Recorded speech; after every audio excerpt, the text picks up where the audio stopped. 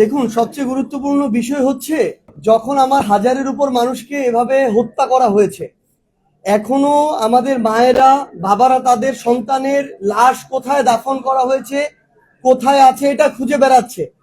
এবং সেই সময় পরিপ্রেক্ষিতটা এমন ছিল যে আমরা রায়ের বাজারের সেই কবরস্থানে গিয়েছি যেখানে শতাধিক লাশ বেওয়ারিশ ভাবে দাফন করা হয়েছে, অথচ তাদের প্রত্যেকেরই ওয়ারিশ রয়েছে।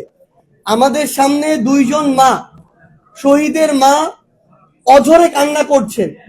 আমরা আমাদের জায়গা থেকে ব্যক্তিগতভাবে আমাদের যদি ওইটুকু অনুভূতি, সহমর্মিতা থাকে, তাহলে যে কেউ বিবেকবান একজন মানুষ এটুকু দাবি করবে যে যেই খুনির নির্দেশে এত বড় একটি হত্যাকাণ্ড হলো 1971-এর পরে বাংলাদেশের ইতিহাসে, অন্তত ওই খুনির বিচারটা আমরা এই বাংলাদেশে দেখতে চাই।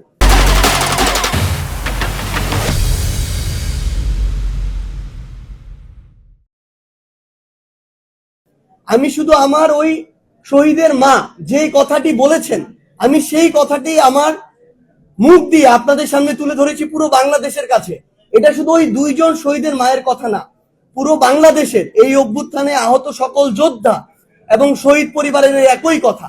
এবং এটি আসলে আমরা জানি না যে আমাদের যে রাজনৈতিক দলগুলো রয়েছে, নির্বাচন কেন্দ্রিক একটা শব্দ আসলে কেন তারা শুধু নির্বাচন পিছানোর ভয়টা করে, কেন শুধুমাত্র আমাদের মাথায় একটা নির্বাচন হবে, আমরা দ্রুততম সময়ের মধ্যে ক্ষমতায় যাব, এই চিন্তাটা কেন কাজ করে। বরং আমি মনে করি যে আমাদের প্রত্যেক রাজনৈতিক দল যারা রয়েছে তাদেরও অন্তর্বর্তীকালীন সরকার এবং সংশ্লিষ্ট যে মন্ত্রণালয়, আইন ও বিচার বিভাগ সম্পর্কিত মন্ত্রণালয়, স্বরাষ্ট্র মন্ত্রণালয়কে এই বিষয়ে প্রত্যক্ষ পরোক্ষভাবে একটা চাপ দেওয়া উচিত যে আমরা তো আমাদের এই শহীদ পরিবার, আহত যোদ্ধা এবং আন্দোলনকারীদের কাছে যেতে হবে, নির্বাচনের পূর্বেও তো যেতে হবে।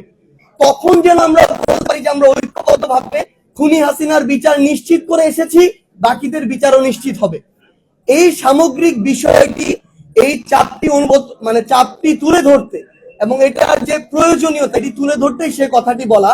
এটার সাথে সরাসরি নির্বাচনকে পিছিয়ে যাওয়ার যে সম্পর্ক দেখানো হচ্ছে, এটি কখনো সেভাবে সম্পর্কিত না। আমরা আমাদের জায়গা থেকে, আমি আমার বক্তব্য এবং সেদিনও বলেছি যে সেখানে কিন্তু স্পেসিফিক পুরো ছাত্র দল একটা দল এটা করেছে, এটা কিন্তু আমি কথা বলিনি। বরং এটা বলা হয়েছে যে ছাত্র দলের একদম সেন্ট্রাল পোস্টেড আহমেদ শাকিল যিনি আছেন, তিনি সেই জায়গায় ইচ্ছাকৃতভাবে এই বিব্রতকর এবং অস্বস্তিকর পরিস্থিতিটা তৈরি করেছেন। এবং আপনারা যে ভিডিওটা দেখেছেন যে এখানে একটা হাতাহাতির ঘটনা হয়েছে, এটা কিন্তু আমি চলে আসার পর। তাহলে তাদের এরকম একটা ইল ইন্টেনশন ছিল বিধায় তারা সেখানে, তারা যে হাতাহাতি করেছে ওইখানে সবাই কিন্তু 4টা প্রাইভেট ইউনিভার্সিটি স্টুডেন্টরা ছিল। এবং ওই ছাত্র দলের সেন্ট্রাল পোস্টেড ব্যক্তি শাকিল, তার সাথে যারা ছিল তারা কিন্তু প্রাইভেট ইউনিভার্সিটি স্টুডেন্টরা ছিল না, বেশিরভাগই স্থানীয় কিছু যারা ওই যে সন্ত্রাসী এবং দুষ্কৃতিকারী ছেলেপেলে ছিল। সো এই দায় আমি কখনো আমার জায়গা থেকে পুরো ছাত্র দলকে দেই নাই এবং দিব না।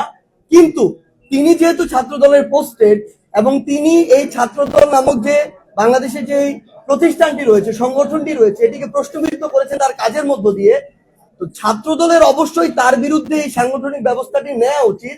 অন্যথায় তাদের দলের যে নেতাকর্মী যারা রয়েছে, যারা কেন্দ্রীয় পোস্টে, তাদের উপরে যে তাদের ওই নিয়ন্ত্রণটি নেই এবং তারা একটি তাদের ভিতরের যে শৃঙ্খলার যে পরিস্থিতি, এই বিষয়টি হতে তাদের যে কন্ট্রোলটি নেই, এটি কিন্তু প্রকাশ পাবে।